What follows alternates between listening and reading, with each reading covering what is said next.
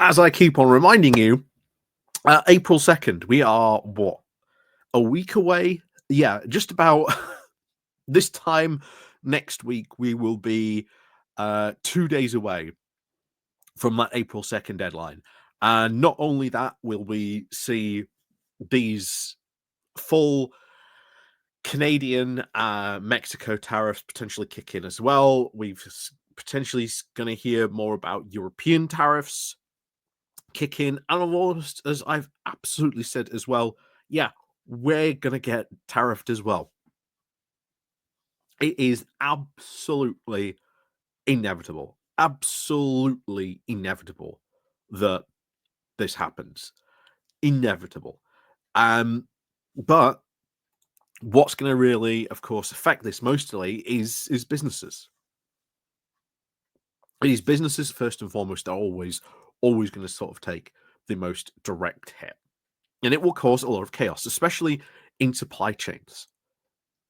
Now, most of the businesses that I've sort of worked with and sort of interact with are all like SMEs, so they're all sort of very, small to medium size. Although I know, again, the UK definition can like vary because you can have like 500 employees and still be classified as an SME.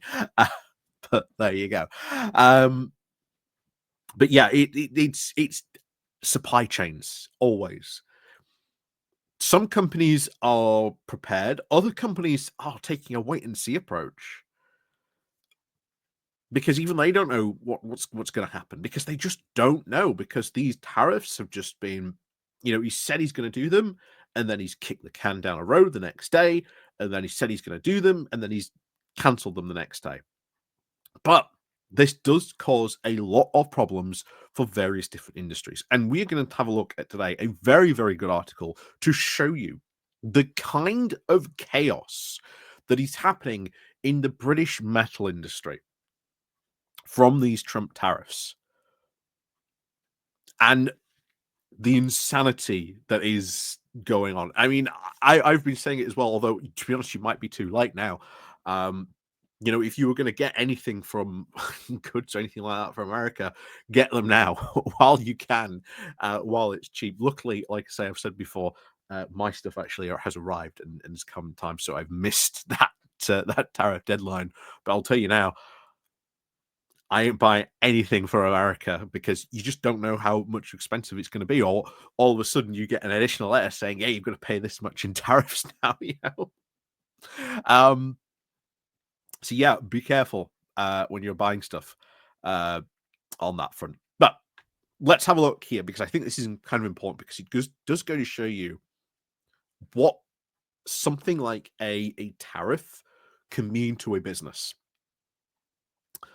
And we talk about how our tariffs affect economies and trade and supply chains, but as a business, and in particular this area, a specific industry, it's very good. It shows you the chaos that can be created in this. So let's go on into this then, shall we? So let's kick off then, shall we? But so before we get started, as always, like I say, click the share button down below. There's the Patreon page, there's the Buy Me Coffee link where you can buy me coffee, the YouTube thank you button, and of course, as always, there's the Pony Club down below as well. So let's kick on then into this. So this is how Donald Trump's tariffs are wreaking chaos, or wreaking chaos in the British metal industry. So, as the clock now ticks down to 12:01 Eastern Standard Time on the 12th of March, Liam Bates keeps now refreshing his browser.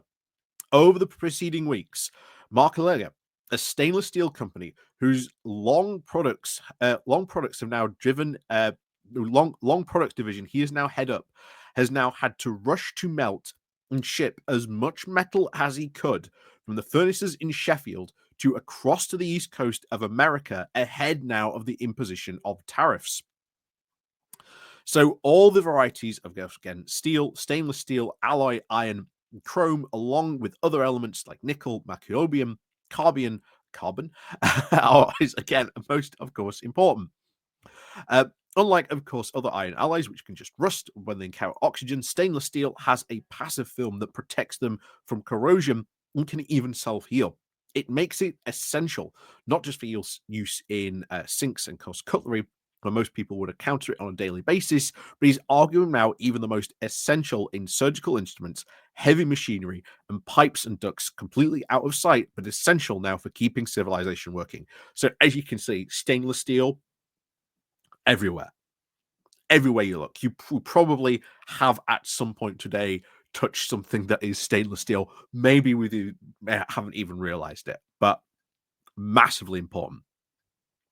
But, and this is where it gets interesting, the trick of how to make stainless steel, of course, in large quantities, was discovered right here in Sheffield by Harry Burnley. And of course, while labourers he worked for, those had shut down long ago, the furnace here, the current industrial park just outside the city, can trace its continuous thread all the way back to them. The furnace, of course, used to be owned by British Steel, the nationalised corporation responsible for Britain's steel manufacturing until the days of privatisation. Ever since the invention of stainless steel, Britain has melted, cast, and exported vast quantities of the stuff to America. For all the US has a sizable, very stainless steel sector, the two countries' sectors have nevertheless been industrially interlocked since the days of Henry Ford. So, as we said, when it comes to trade, it has moved on, but Donald Trump wants to move back into this time of American isolationism, and that's not how the modern world works anymore. It's not how international trade works anymore. And you can't just drag it all back and expect everyone to go along with it. Because what you will see is you will just say, well, why should we sell to America? If we do sell to America, well, guess what? We can now actually demand quite a high price for that, because of that tariff on that stuff. So it is going to massively negatively affect a lot of American industries. It's not going to be very positive, as Donald Trump is hoping. And like I say, we'll find out very quickly. You're already seeing the American economy, lose massively on the stock market front, so much because of this and these decisions. And again, you will probably see on April 2nd, if he decides to go through these tariffs, the line will go down, and that will not be good for Trump. So it melts down, of course, all the scrap in its electric arc furnaces back in Sheffield, an enormous cauldron whose electrodes now create a lightning storm that consumes the very same power as the sizable northern city. It adds, of course, the relevant alloy ingredients from a long, heavy metallic bar, the billet, as it's known as. The billet is, of course, then shipped across the Atlantic to the companies on the other side, where the billets are then processed into bars and are then sold into the North American market. It is a single economic organism, split only by an ocean.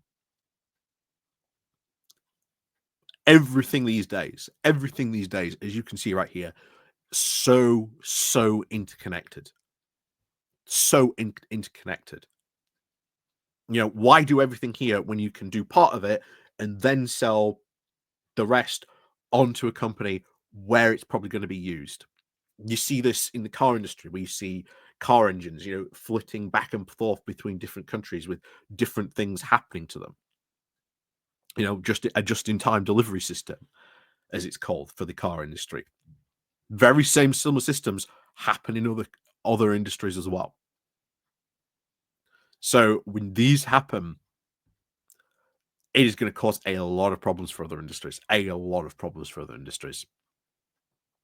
But of course, today, that ocean and of course the cross-country split have now become an even bigger problem. The last time, of course, Donald Trump imposed tariffs on steel imports back in 2018, the so-called intermediate products like the billet made by them and then processed in America were excluded from the duties. And this is what happened last time. Everyone was expecting for Donald Trump to start handing out exclusions.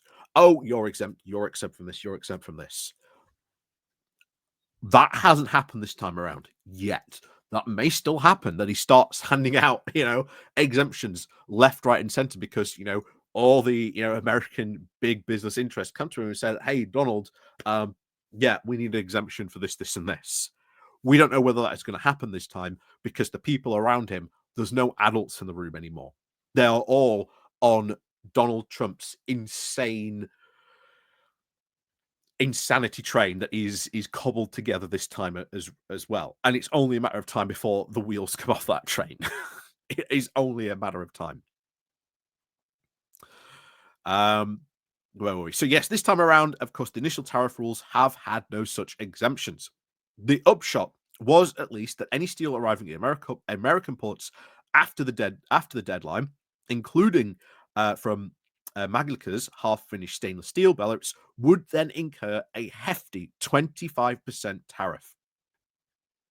All of which why was Liam Bates had to race to get as much as he could into the US before that deadline.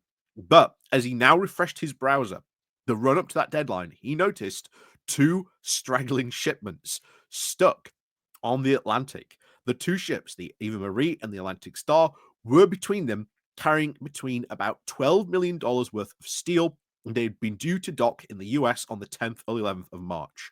So they would have been avoided having to pay those 25% tariffs. But now, because of storms and squalls that was spreading across the North Atlantic, would they actually stray into the ship's path, now disrupting shipping? And this is something a lot of people forget. Weather, shipping, and stuff like that still matters. You know, storms, all this type of stuff still matters. It can delay shipments. And a lot of people don't seem to think that is the case anymore, but no, it still does. Weather can still have an effect, especially when it comes to international shipping. So, if the cargo, of course, arrived late, it would absolutely obliterate any margin the company had hoped to make on that steel. And those bars would, of course, then be destined then for its own plant. The company would then have to pay all those costs itself, and the tariffs are then technically paid by the importer. But somehow, Bates had now found himself helplessly witnessing an unexpected collision of politics and weather with profound commercial consequences. Again, fascinating story that happened at the exact same time. But yeah, weather has an impact on trade, especially when it comes to international shipping. Not a lot of people realize, but yeah, it's still a thing. Weather is still a thing when it comes to it. So, of all the metal items that Britain exports to the US, stainless steel is, of course, by far and away its biggest category. And the vast majority of steel comes from a metal shop at Malga. The now how quandary facing Liam is that of those companies that he sells to in the US help illustrate the difficulties of the economic policy by tariff. So the cost of steel gonna go up massively for America. Will it benefit American companies? Well, all of a sudden, yeah, your competitors are having to pay a 25% tariff, but can you now fill that demand? That, by definition, means you are going to probably get the opportunity to raise your prices on US steel. However, what does that then mean for, well, your buyers, shall we say, in America trying to buy that steel? You know, prices could very well go up for them, which means they might have to raise prices as well. And of course, as always, who pays for it? At the end of the day, it will be the consumer. So on April 2nd, probably immediately, I mean, you are going to see prices go up. You are going to see prices in America just go up and up and up.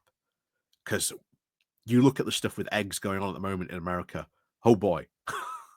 Like, they are trying to keep that tamped down as much as possible and not talk about it, but it is a huge problem that Donald Trump himself has created, and of course Robert F. Kennedy Jr. making even worse. Maybe we should talk about that at another time, but oh boy, that is a disaster waiting to happen on that front. So the current prevailing theory behind, of course, all these White House measures is that by trying to raise the price on all important metals, it will encourage domestic producers to build new productions, at least in the US, and it will help to then reindustrialize the US. Also says Donald Trump. Again, will that happen? Probably not. Sure, some might do, but Not in the short, maybe a medium term. In the short and medium term, potentially even a long term, you are looking at a lot of economic damage. A lot of economic damage. And then, of course, in the long run, that, of course, may well prove right. Already, metals and producers are now raising money, promising now to restart old mothballed smelters. After all, if your main overseas competitors have seen their prices rise by 25%, that is quite a competitive opportunity, as it is. But even then, sort of, you can then dictate what your price of steel is, you know? The problem is, of course, that building industrial production does take time. The market in itself is also planning to replace its old furnace with a newer model, but that planning process takes years. The construction itself will be measured in months, if not years too. In other words, even if everything goes to plan, America is unlikely to replace any imported steel with domestic production well within the period of Donald Trump's term as president. In the meantime, American consumers will then pay all the cost as everything goes up. After all, steel, ignored or even dismissed as it is sometimes, is the single most important metallic substance in the world. If something isn't made of steel, it is made in machines and it is made of the steel. And of course, lifting something of those steel prices by 25% will travel like an economic tidal wave throughout the US supply chains. Again, massive consequences. Massive consequence of that. The tidal wave is, of course, already washing back elsewhere too. With so much steel now unable to get to the US at a decent price, exporters are now already trying to redeploy shipments elsewhere. All of a sudden, countries like the UK are now seeing a flood of cheap imported steel. Good news in, of course, the short term for consumers, but disastrous for what is left of Britain's domestic industry. And this is always the line you have to, look at. How much, imports do you accept potentially at the damage of your own domestic industry? Now, it's true, Britain cannot make everything by itself. You have to have, some imports, potentially, raw materials, absolutely. But how much do you then protect of your domestic industry? Always remember, back in 2016, the big argument of Brexit was you had global Britain versus, leveling up. And as we always said, those two ideologies do not match. They're completely incompatible with each other. And we saw that global Britain ideology win out. So it was never compatible with what they were promising, what they were selling to people. But it is something that not a lot of people do consider, that you do and should need a level of protectionism in your economy so that you can protect your domestic industries and your domestic, you know, do we discuss that? No. I think it should be discussed a lot more, to be honest. A lot more. So, after, of course, that deadline approached, Bates very nervously refreshed all his live vessel tracking map. As disaster then struck, the squalls in the Atlantic mounted, and the Ave Maria Atlantic Star nearly slowed now to nearly a halt. By the time the midnight tariff struck, the tariffs came into place. The two vessels were still many miles off the US coast. They had lost the race, and the upshot was that Michael now would have to pay around $4 million in tariffs. That's about £3 million. The company then was somewhat struck with an arbitrary fee simply to pass goods from one of its factories to another that might be amongst the most egregious examples of the collateral economic damage wrought by the trade barriers. But it is likely now to be the first of many perverse episodes with consequences all around the world. For steel is not the only metal to be hit with tariffs. If anything, the drama is far even greater for another metal, aluminium. And they go on to talking about what's going on in the aluminium sector in here, in Scotland in particular. Tungsten, talks about what goes on with tungsten.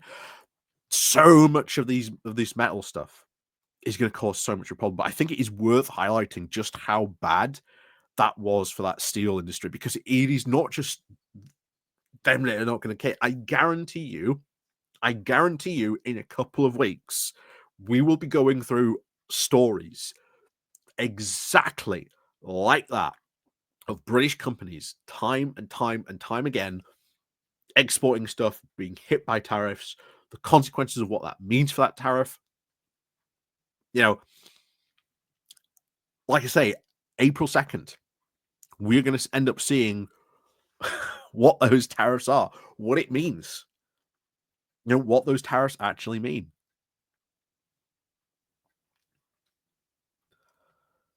We're going to find out very, very quickly, but they're coming. They are coming, make no mistake.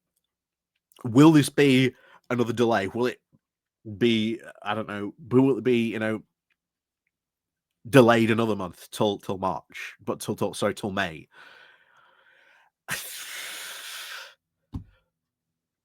that creates so much uncertainty, for businesses, and all because of his mad dash of he thinks how he can recreate a world that has long since gone. Long since gone. I mean, you look at Canada right now. Canadian businesses are scrambling to redirect so much of their trade, so much of their raw mineral and resources away from America so that they can not have to pay those tariffs to other markets. And I keep on saying this again, we should be, the UK should absolutely be getting over there, and rather than maybe pursuing like a full free trade deal, just going after like sectoral deals, because you can do sectoral deals very, very quickly, and then that can lead up to a full trade deal. That is what we should be doing really with Canada, especially in timber. Because, oh boy, if there's one thing right now, if you speak to any builders, it's wood prices that are the biggest problem, have been really since the pandemic. That if we can get that, and you can bring those that wood price down, that having that wood come over from Canada, that will be a very, very much a big help to sort of building industries here in the UK. And there's a lot of products, a lot of projects that have been put off. A lot of projects that have been put off. First of all, from the cost of the building materials, then inflation caused a lot of projects to be put off. So inflation has gone down. Well, who knows what those tariffs are going to do? Wouldn't be surprised if that has an inflation effect, not potentially on America, but everywhere else in the world. So thanks very much for that.